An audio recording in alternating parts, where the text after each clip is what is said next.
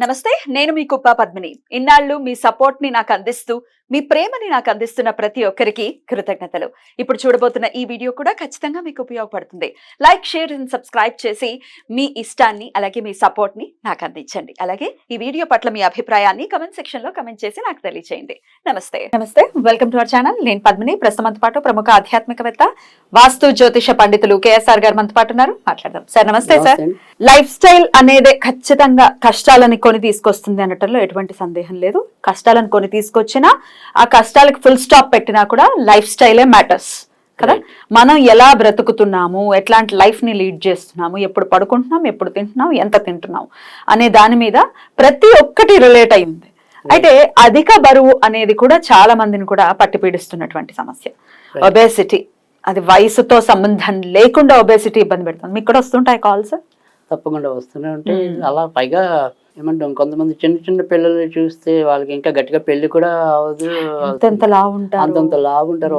వాళ్ళే కలుపుకోలేక పెళ్లిళ్ళు ఎలా అవుతాయి, కష్టం కదా. తల్లిదండ్రులు బాధేస్తూ ఉంటుంది కూడా. బాధే. సో ఏమంటే వాళ్ళు కొద్దిగా బరువు తగ్గితే చాలా చక్కగా కూడా ఉన్నట్టుంటారు.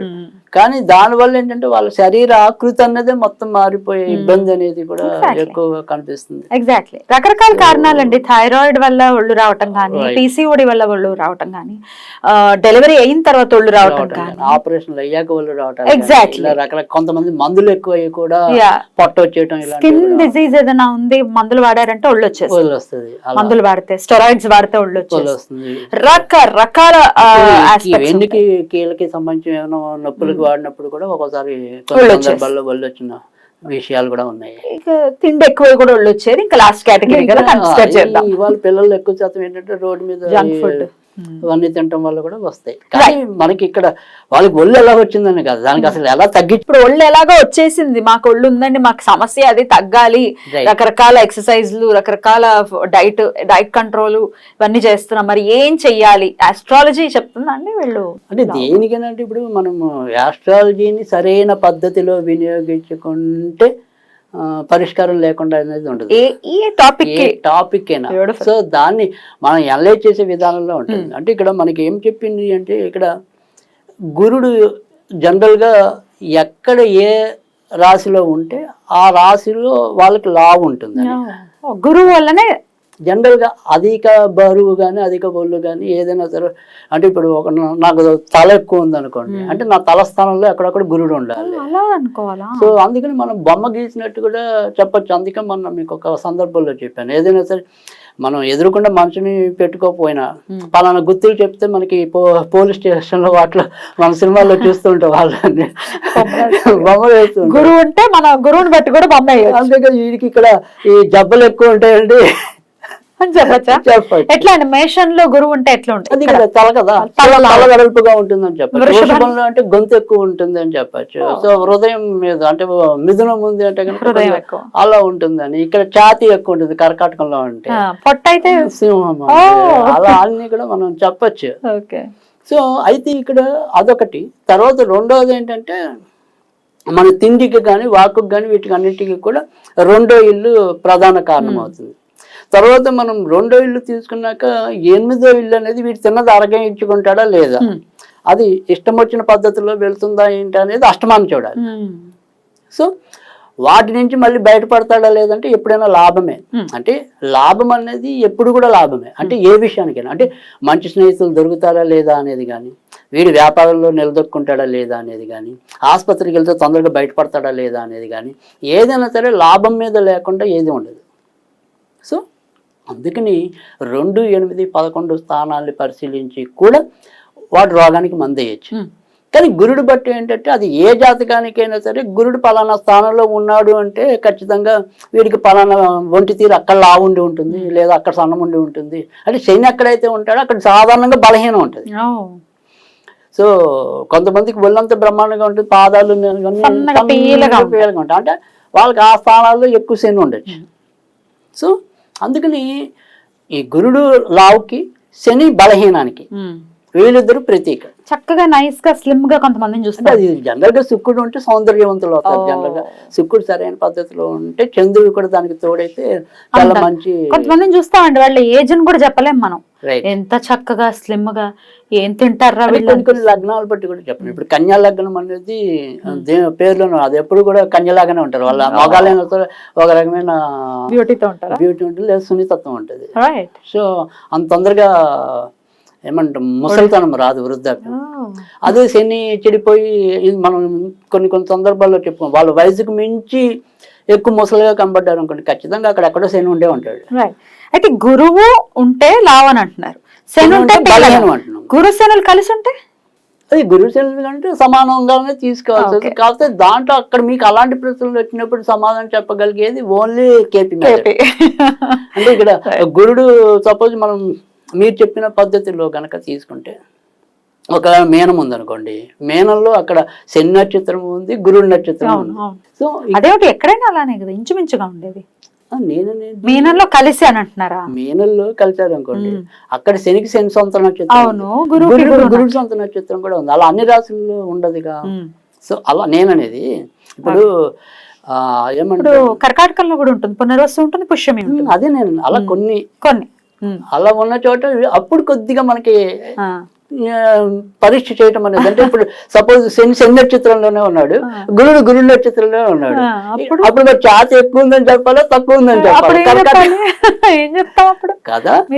అది అప్పుడు దాన్ని బట్టి ఏం చేస్తామంటే ఎవరు ఏ డిగ్రీస్ కి ఎక్కువ ఉన్నారు అనేది చెప్తాం. సో అలా అన్నిటికీ పరిష్కారం చూపించగలిగేది అనేది మేమనేది అది అంటాం. కృష్ణమూర్తి పద్ధతి అనేది అక్యురేట్ గా చెప్తాం మేము చెప్తాం. సో దాన్ని అలా అందుకే తొందరపాటు అనేది కొన్ని కొన్ని సందర్భాలు అంటే మనం సూక్ష్మంగా పరిశీలన చేయాల్సినవి అయితే కనుక ఎప్పుడు కూడా తొందరపాటు పనికిరాదు. సో అక్కడ మాత్రం కొద్దిగా మనం పేషెన్స్ గా, అంటే ఇలాంటి ప్రశ్నలు జనరల్గా మన అడగరు. అసలు నేనండి మనకి జాతకాలకు వచ్చినప్పుడు వాళ్ళకి వచ్చింది అంతవరకు ఏముంటాయి, వాళ్ళకి బర్నింగ్ ప్రాబ్లమ్స్ ఏవైతే ఉన్నాయో ఇప్పుడు నేను అడగడానికి గల కారణం సబ్జెక్ట్ కూడా తెలియాలి మనకి. ఊరికి ఏదో గంగిరెద్దుల్లా తల ఊపడం కాదు కదా, నేను తెలుసుకోవాలన్న ఉత్సుకతోటే మిమ్మల్ని అడగడం. ఇందుకే మరి ఈ సమస్యకి ఏమిటి పరిష్కారం, ఉందా పరిష్కారం? ఇక్కడ మనం ఎప్పుడైనా సరే అంటే ఇందాక మనం చెప్పుకున్న దాంట్లోనే మీకు కొంతవరకు అర్థమై ఉంటుంది. అంటే ఇక్కడ శని గనక ఉంటే ఉన్న పొట్ట కొవ్వు కరుగుతాయి అనేది.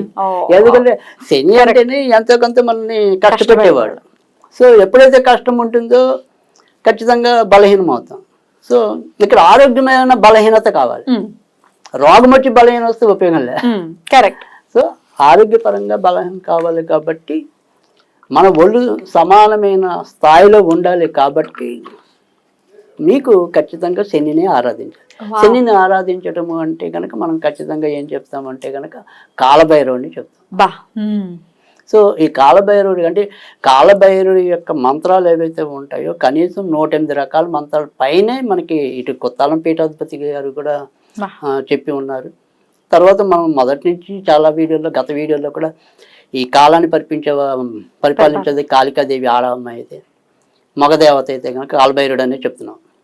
సో పైగా శని కంట్రోల్లో ఉండాలి అంటే కనుక కాలభైరవుడిని పూజించడం అనేది, అంటే పాత రోజుల్లో మనం ఆంజనేయుడు కూడా చెప్పి ఉన్నాము, కానీ ఇప్పుడైతే ఎక్కువగా కాలభైరవుడికి సంబంధించి చేయటం అనేది ఉంది.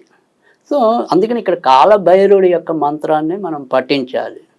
అలాగే ఏదైనా సరే శనికి డైరెక్ట్గా చేయాలి అనుకుంటే కనుక శనివారాల పూట కొద్దిగా మనము శనీశ్వరుడి దగ్గర కొద్దిగా నువ్వులు నివేదన చేస్తూ ఉండటం మధ్య మధ్యలో. కానీ బేసిక్గా మనం చదవాల్సిన మంత్రం అయితే కనుక ఇదే కాలభైరుడు. ఆ కాలభైరుడు మంత్రం ఏంటి అంటే కనుక జూమ్ హూమ్ జూమ్ హూమ్ బం కాలభైరవాయ శరీర స్వరూపాయ నమః. జూమ్ హూమ్ భం కాలభైరవాయ శరీర స్వరూపాయ నమః. శరీర స్వరూపాయ నమః. రైట్. ఇది చాలా మంచి మంత్రం. దీన్ని పఠించటం అనేది ఇది ఏదైనా సరే ఎప్పుడైనా సరే కాలభైరవుడు కాబట్టి ఆయనకి అష్టమి బాగా ఇష్టమైనది కాబట్టి అష్టమి రోజు కానీ మొదలు పెట్టుకోవచ్చా? రైట్. శనివారం కానీ ఆ రోజు మొదలెట్టి మనం ఏది చెప్పినా 40 రోజుల్లో 90 రోజుల్లో చెప్తాం. ఈ లెక్కలో మీరు చేసుకుంటూ వెళ్ళటమే. ఎన్నిసార్లు చేయమంటారు? రోజుకి కనీసం 51 సార్లు, కుదిరితే 108 సార్లు. రైట్. అద్భుతం. ఇది ఒకవేళ మనకి ఎప్పటిలాగానే కావాలి అనుకుంటే స్విచ్ వర్డ్. రైట్. గరిమ. గరిమ. సో ఇది పఠించడం అనేది గరిమ కూడా సన్నగా ఉండడానికి దోహదపడుతుంది. రైట్, మన గరిమినారు సరిగ్గా ఉంటుంది. Beautiful sir. అయితే కాలభైరవుడు అన్నారు కాబట్టి కాలభైరవ అష్టకాన్ని కూడా ప్రతినిత్యం చదువుకోవటము వినటం లాంటివి చేస్తే తప్పకుండా కాలభైరవుడికి సంబంధించింది ఏ ఆరాధన అయినా సరే అంటే ఇక్కడ మనము ఇందాక చెప్పాము ఆయన ఏదైతే మనకి వివిధ మంత్రాలు ఉన్నాయో అన్నిటికీ కూడా ఉంది. అంటే స్వర్ణాకర్షణ భైరవ మంత్రం అని చెప్పి పాత రోజుల్లో దాన్ని సాధించే మనం ఇచ్చిన ఇనప పెంకునైనా వాళ్ళు బంగారం చేసేవారు. సో యక్షిణ సాధనలు అన్నింటిలో కూడా భైరవుడు ఉంటాడు యాక్చువల్గా. తెలుపా నలుపా కాదు, ఆరోగ్యవంతమైనటువంటి శరీరం వాళ్ళకు ఉండాలి అని కాలభైరవుడే కేర్ ఆఫ్ అడ్రస్ అని చెప్తున్నారు. అద్భుతం సార్, చాలా చాలా చక్కగా వివరించారు. చాలా అవసరమైనటువంటి విషయం. కృతజ్ఞతలు సార్. నమస్తే.